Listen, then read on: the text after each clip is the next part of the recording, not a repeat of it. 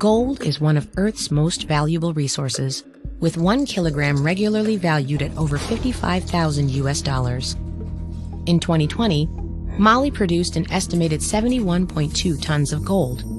But Mali only saw $850 million from gold in 2020, when that amount is worth billions. Not to mention that the country likely produced much more than the reported 71.2 tons. This situation isn't unique.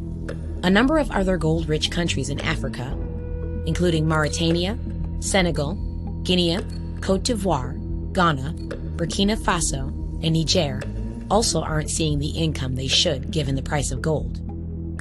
The force behind this is greed on an individual, corporate, and national scale, and a corrupt system that perpetuates itself.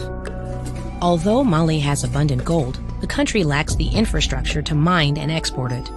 So the government allows multinational corporations to apply for licenses to mine gold in exchange for taxes paid to Mali's government. These taxes should, theoretically, finance development, like building the infrastructure to mine gold, improve the economy, and provide citizens with public goods like healthcare and education. Tax money alone isn't enough to do these things, of course. A government also has to be invested in its people's well-being, and government corruption can prevent progress. But without adequate funds, even the best-intentioned government doesn't stand a chance of improving circumstances for its citizens. Foreign corporations exploit Mali's need for tax revenue to get the government to sign on to very unfavorable, yet perfectly legal contracts. For example, one such contract stated that no corporate taxes would be owed for the first 5 years, costing Mali millions in tax revenue.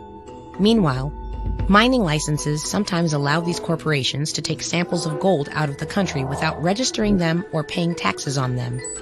These should be small amounts of gold used to test for quality, but the license doesn't limit the size of samples, so this creates a loophole where corporations export large amounts of gold without paying any tax.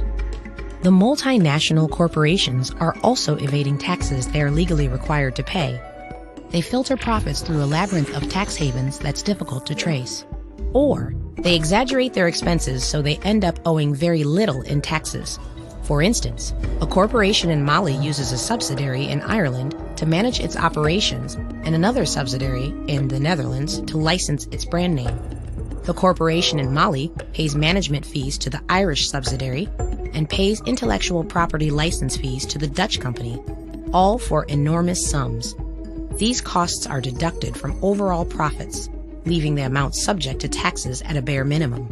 These companies also buy gold on the black market. Local, small-scale miners often operate without a license, so the government is unaware of how much gold they mine. Corporations buy gold from these miners, avoiding the cost of mining the gold themselves, and pay the miners far below market value. Then they turn around and tell the government they incurred huge expenses mining gold they didn't mine at all.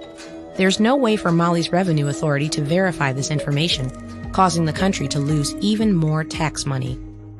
Similarly, corporations pay corrupt government officials to help them smuggle gold across borders, primarily to the United Arab Emirates, rather than operating through legal channels. In 2016, Mali reported around $200 million of exported gold, but the UAE reported receiving slightly over $1.5 billion of imported gold from Mali that same year. The gold is then sold to European, American, and Asian markets from the UAE, with no questions asked about its origins. Similar patterns can be seen with gold-rich countries across Africa, indicating that gold smuggling is happening on a massive scale without ever being subject to taxes. All of this creates a vicious cycle, forcing a continued reliance on the corporations that helped create this situation in the first place.